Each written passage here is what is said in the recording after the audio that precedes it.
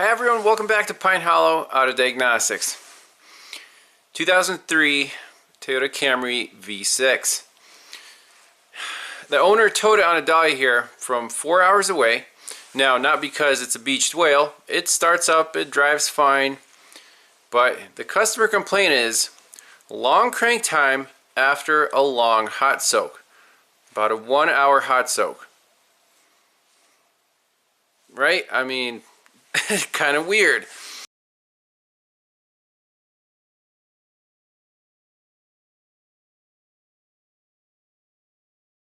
What's the history of the car? So right now the car has 167,000 miles. Back a few years ago when it had 125,000 miles, the owner said he did a big service on it, timing belt, gaskets, cam seals, the typical 1MZ reseal, timing belt service.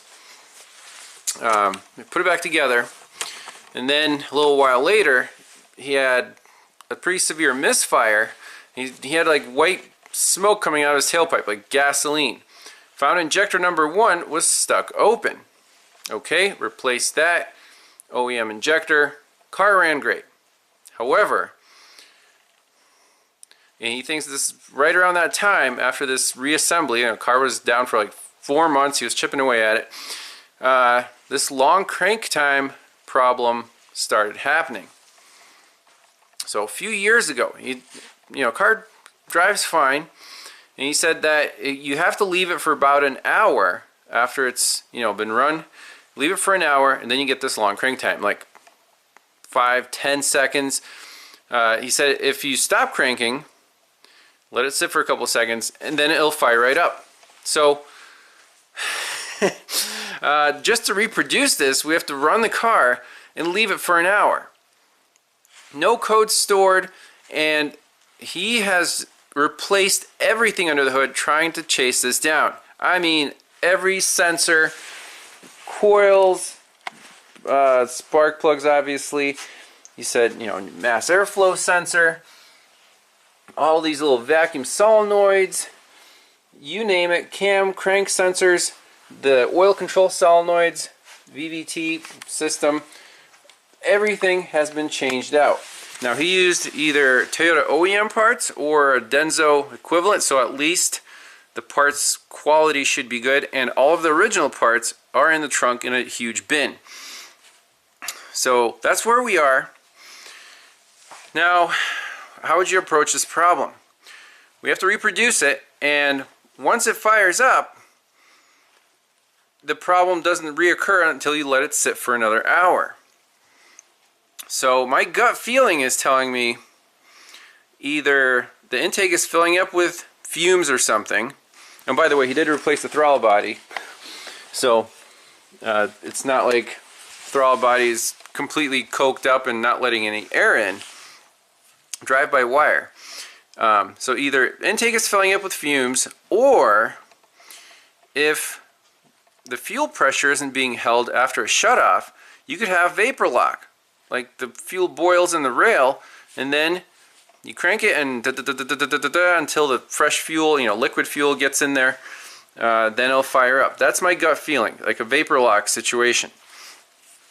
This is a returnless type system, just a fuel pump and regulator in the tank, and a single line coming in to the 6 cylinders. So I got it to act up once, after running it.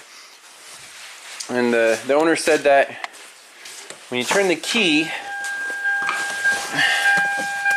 and the temperature gauge is at, the first or second mark, it won't start. Let's just try it. Let's crank it.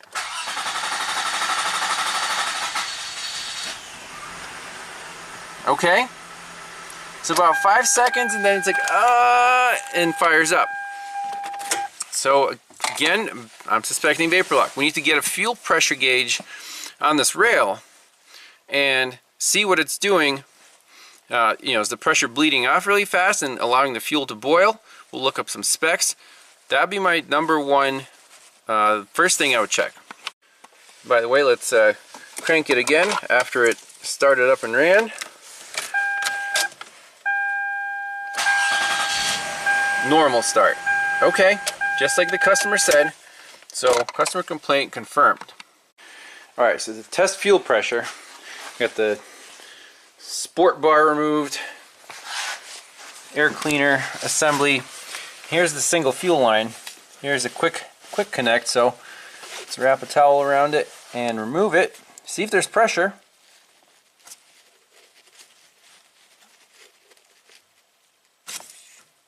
There was some.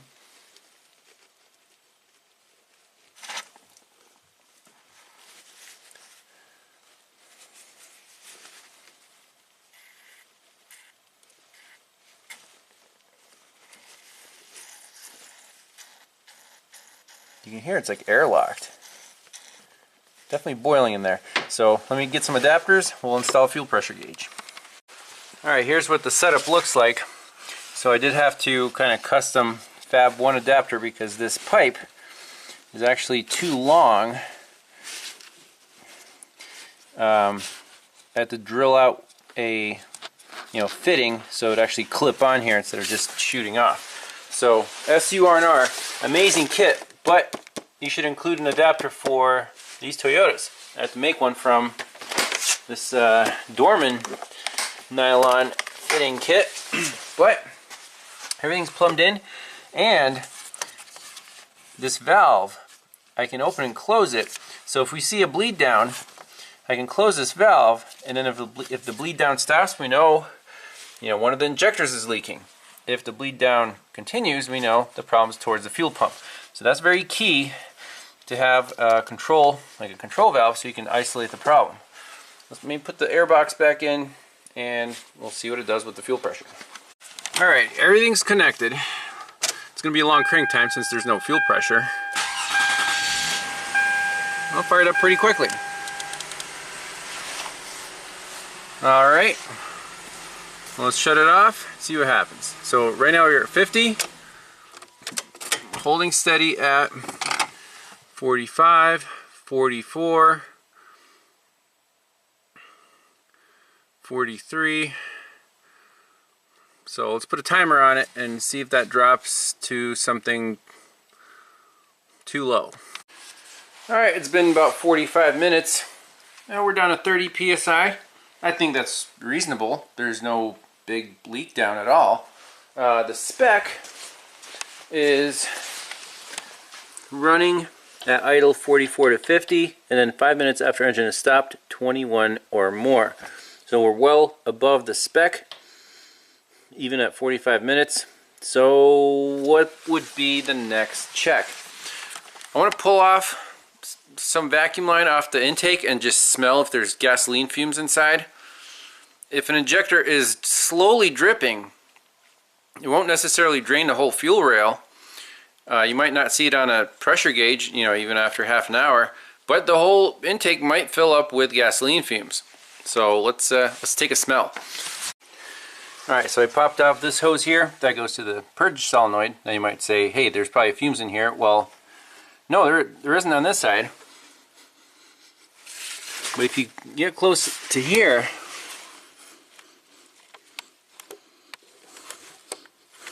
very strong raw gas smell in the intake manifold.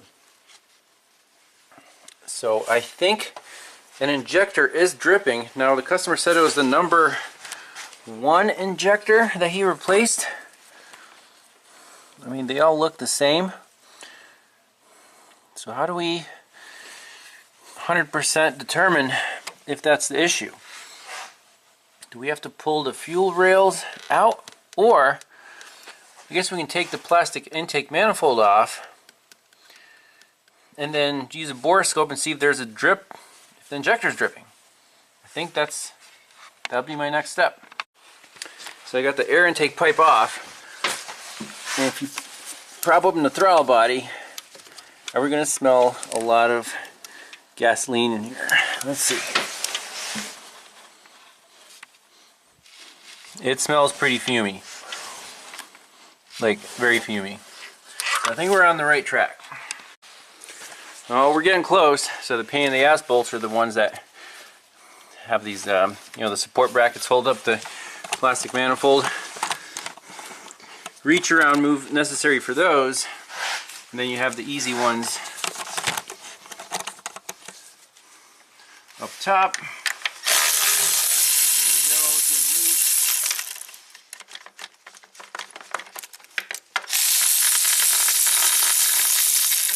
What are we going to find?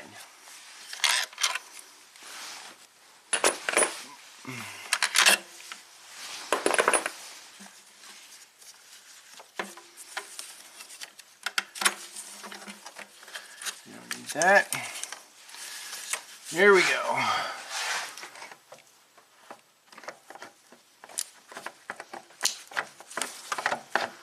Oh, come on.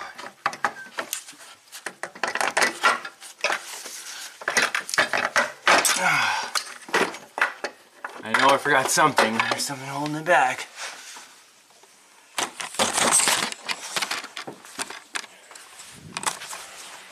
That was close.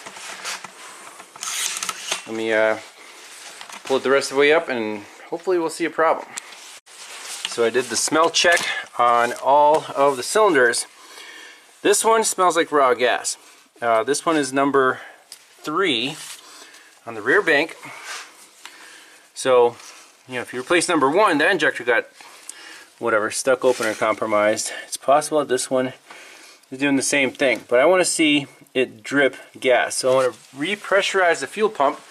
Let me see what the quickest way to do that is, either with a scanner, but you know, everything's unplugged, but if we have that capability, we can do it with a scanner. Energize the, you know, pressurize to 50 psi and see if we can spot some drips. Alright, just looking at wiring diagrams, the quickest way to energize this fuel pump is right from the fuse box, this circuit open relay. This blue and black wire goes to the next page, right here to the fuel pump. So all we need to do is feed power to this wire, right from the fuse box. I don't want to turn the key on and mess with the scanner and stuff. This is the quickest way. Alright, so got a test light from battery positive. And this lead, if it finds a ground, you can send 1 amp, we'll send more to the fuel pump. Let's just figure out which pin it is. So I popped out the circuit open relay, which lives right here. Just a 4-pin. The 2 big copper ones are the load side. So let's try this. Okay, so I think it's this one that feeds the fuel pump, so let's run 5 amps through there. There we go. 45 psi, I like it. Easy. And now let's get the borescope and see if something's dripping. Oh man, this is the money shot, people. The nose didn't lie. So I'm going to focus. I got the borescope in the number 3 hole. Let's find the injector. Got the side view camera on the Teslong. Okay, there's the injector. Let me focus.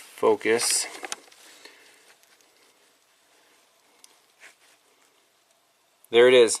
You can see it. It's dripping very slowly, so that would not cause a bleed down. You would not see this on a fuel pressure gauge. There it is.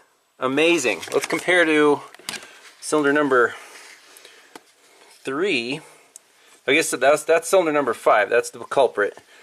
Cylinder number 3. Let's focus in on the injector. There it is. Nice and dry.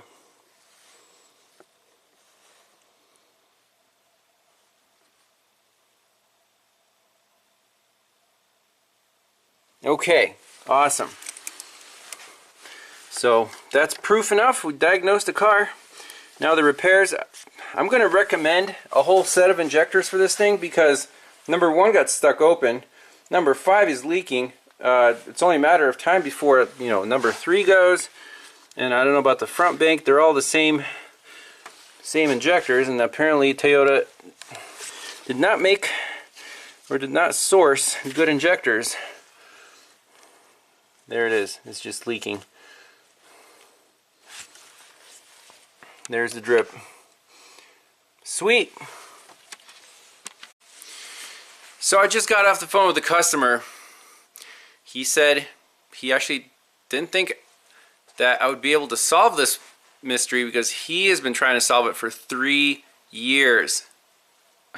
He said there's 3 fuel pumps in the trunk. You replaced the fuel pump 3 times. Okay. So I texted him the picture initially.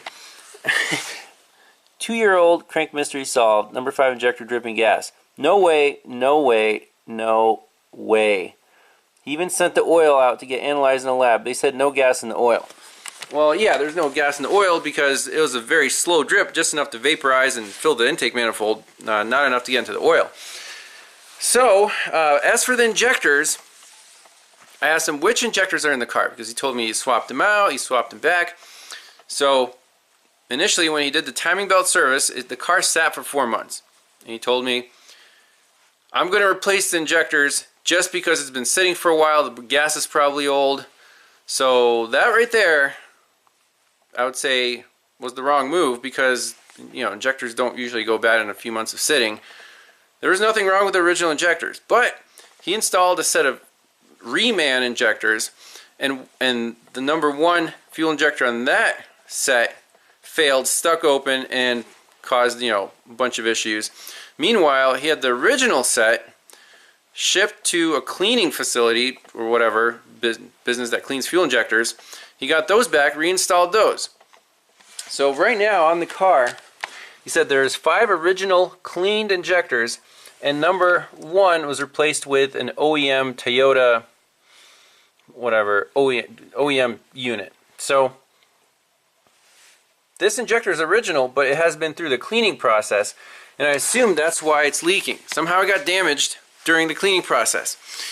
Well, that's a bummer. He said that the other cleaned injector was in the trunk, right here. Oh, where did I put it? Let me grab that. So here it is. So he wants me to install this one. If it holds, then the car's fixed. If it doesn't hold, he said he'll take it from here. The problem is obvious. So we'll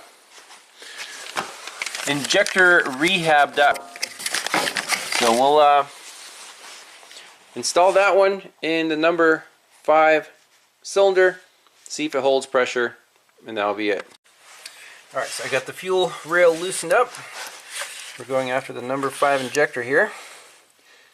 So let's just lift all these out and then gently remove number 5. The rail is depressurized. And then we're going to swap it out for this one. Only a few drops of fuel lost. And we can pressurize the rail right away. Make sure that all the injectors are holding. Okay. Easy enough to swap out. And we'll mark this one as leaking. Alright, so injector's in. I got the pulsar tool set up. So we're going to pressurize the fuel pump and spray that injector once at least and make sure it holds pressure. Because we don't want to do all this work or install a worse injector than the one that's coming out. So, fuel pump energized.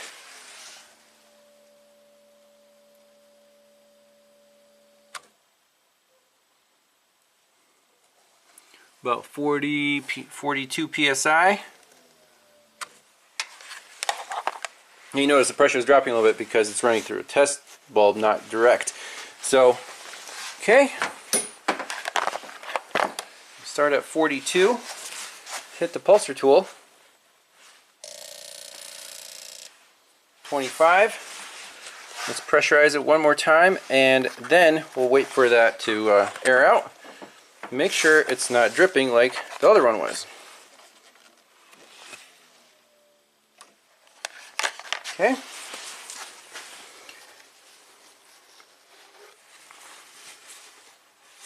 Uh-oh.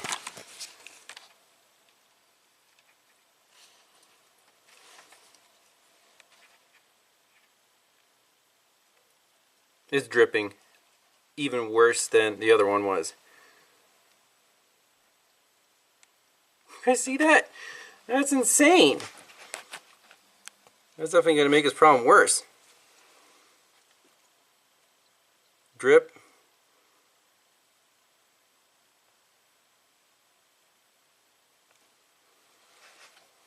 The other ones are holding.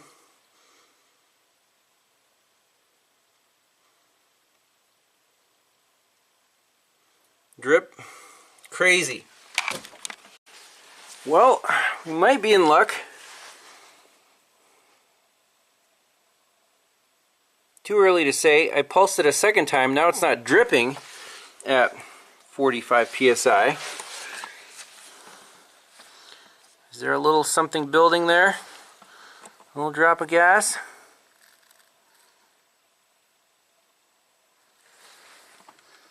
Or is that just my camera angle?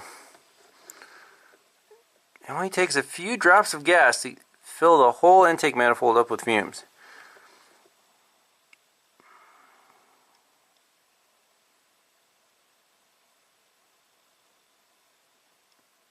I'm going to look at this for a while, see if it builds any fuel.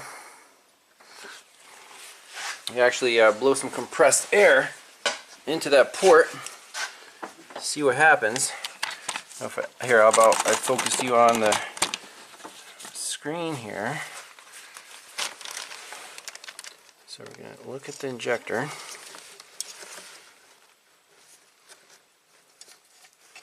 I'm going to just...